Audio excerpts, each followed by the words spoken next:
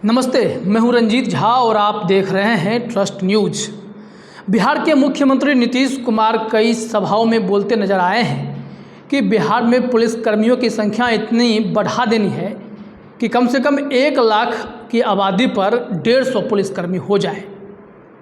इसके लिए बिहार सरकार क्या कर रही है, एक डेटा सामने आया है और उस डेटा को समझेंगे देश की तुलना में, बाकी राज्यों की तुलना में। फिर बिहार की क्या स्थिति है, बिहार पुलिसिंग सिस्टम को लेकर कैसे जो है नज़र रखे हुए है, कैसे मेहनत कर रहा है, इन तमाम चीज़ों पर अभी चीज़ें स्पष्ट हो जाएंगी। अब हम आपको बताने जा रहे हैं पूरी स्थिति, और डेटा कहाँ का है वो भी हम आपसे जिक्र कर देते हैं।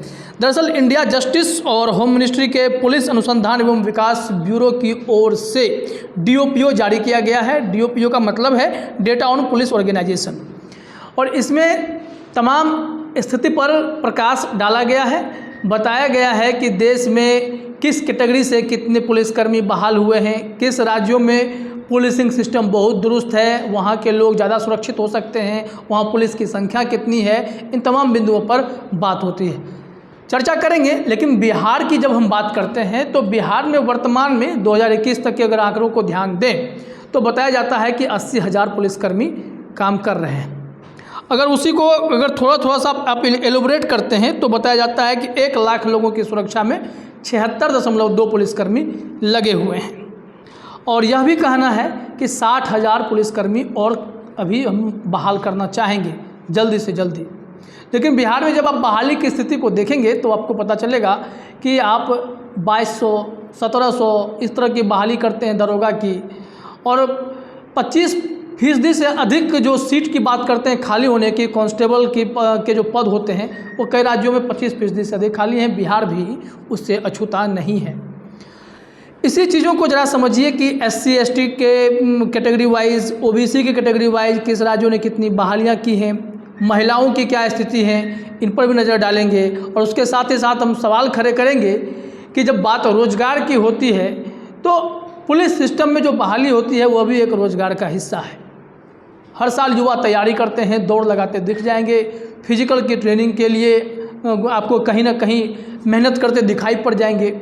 ऐसे तमाम युवाओं को यह जानकर झटका लगता है कि बिहार में अगर बहाली होने जा रही है तो 6,250 पदों पर वैसे लोगों की बहाली हो रही है जो पुलिसकर्मी की सेवा से रिटायर हो चुके हैं। उन्हें फिर से रखा जाएगा, उनसे काम लिया जाएगा। अब ऐसे में वो काम भी कॉन्ट्रैक्ट पर होगा, संविदा पर ऐसे लोगों की बहाली होगी। इस चीज़ को ज़रा समझिए। और बताया भी जा रहा है, जो कई आंकड़े चौंकाने वाले हैं, कि 2010 और 2020 की जब आपस में ये लोग तुलना कर रहे हैं तो 10 साल के गैप में क्या बदला है, इन बिंदु पर भी चर्चा है।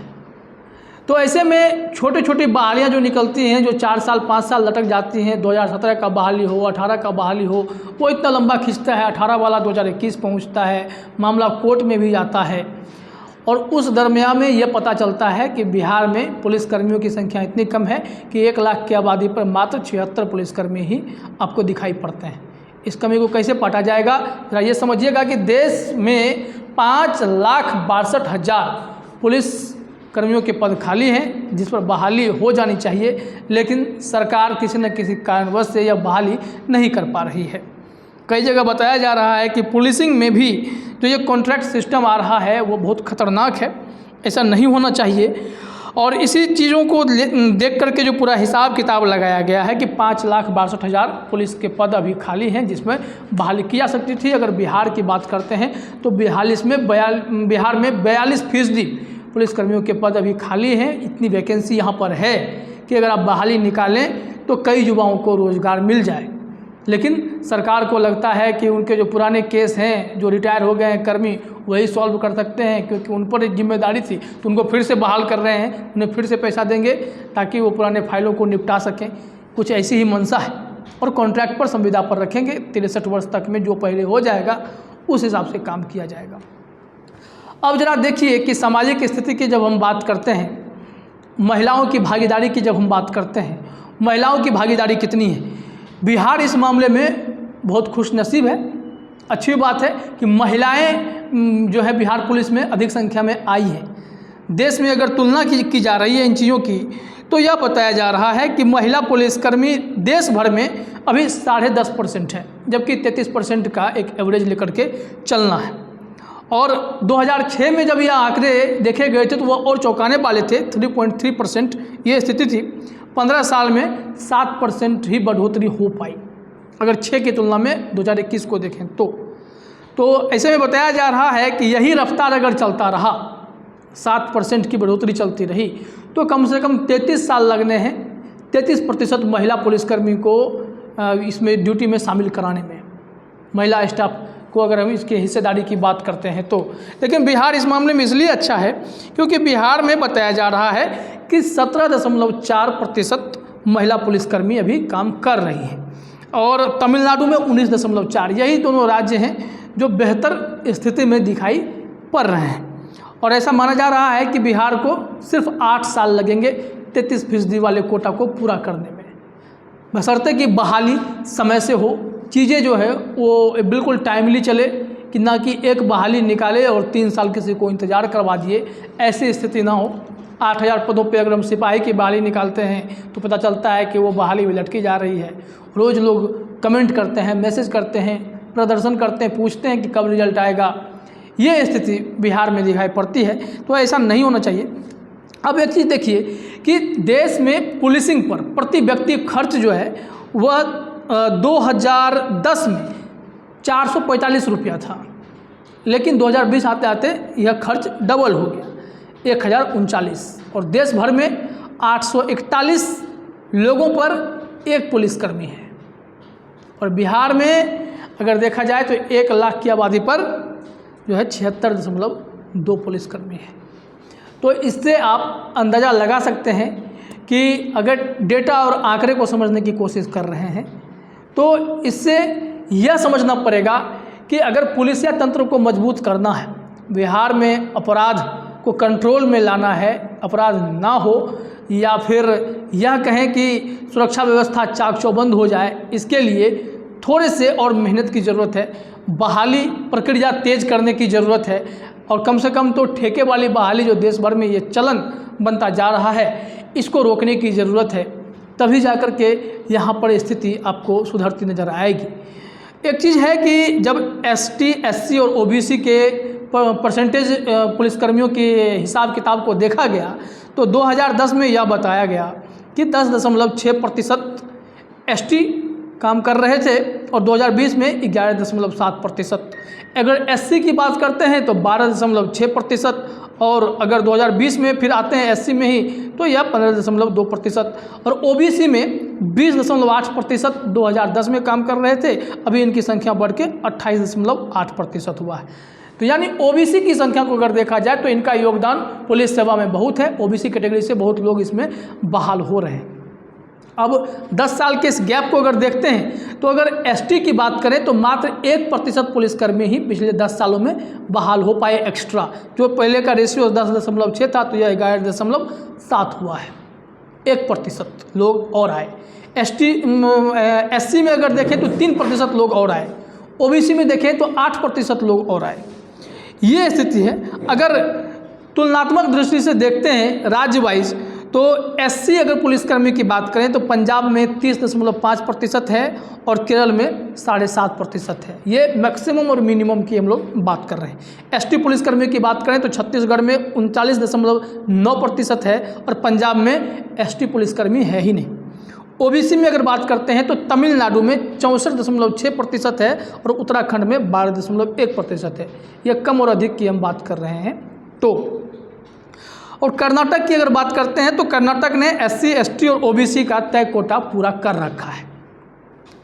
और कर्नाटक और बिहार में पुलिसकर्मी की अगर बात करें ओबीसी की पुलिसकर्मी की तो वो 50% से ज़्यादा बताया जा रहा है, और एससी, एसटी में कहीं भी 50% तक पुलिसकर्मी नहीं पहुंच पाए हैं।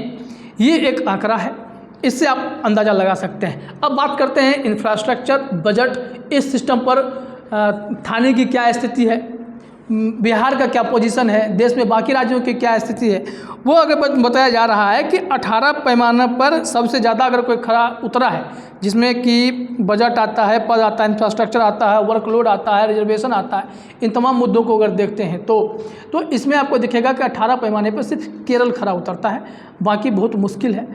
और 8 पैमाने पर खरा कोई उतर रहा है तो वो बिहार, 18 नहीं 8 पैमाने पर खरा उतर रहा है वो बिहार है। बिहार के साथ आप महाराष्ट्र का भी नाम ले सकते हैं। महिला पुलिसकर्मी की जब हम बात कर रहे थे तो बिहार का हमने गुणगान किया, लेकिन कई राज्यों की स्थिति खराब है। बिहार में यह स्थिति सुधरती दिखाई पड़ रही है, क्योंकि नीतीश कुमार इस मामले में ऐसे भी बिहार सरकार की नौकरियों में महिलाओं को 30% से अधिक का आरक्षण दिया जा रहा है। अब ये समझिए कि 17,233 थाने कुल देश में हैं और उस थाने में 10,165 थाना में महिला हेल्प डेस्क है। बाकी 7,000 थाने ऐसे हैं जहां पर महिला हेल्प डेस्क भी नहीं है।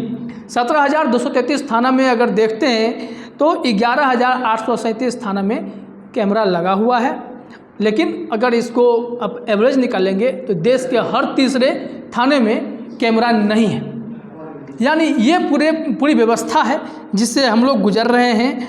और सबसे बड़ी बात यह है कि हमने देखा कि कॉन्ट्रैक्ट पर बहाली होने वाली है 3,000 एसआई की, 3,000 एएसआई की, 250 इंस्पेक्टर की बहाली होगी। ये सब वैसे लोग होंगे जो दोबारा से बहाल होंगे, जो लोग रिटायर कर गए थे उन लोगों पर की बहाली होगी।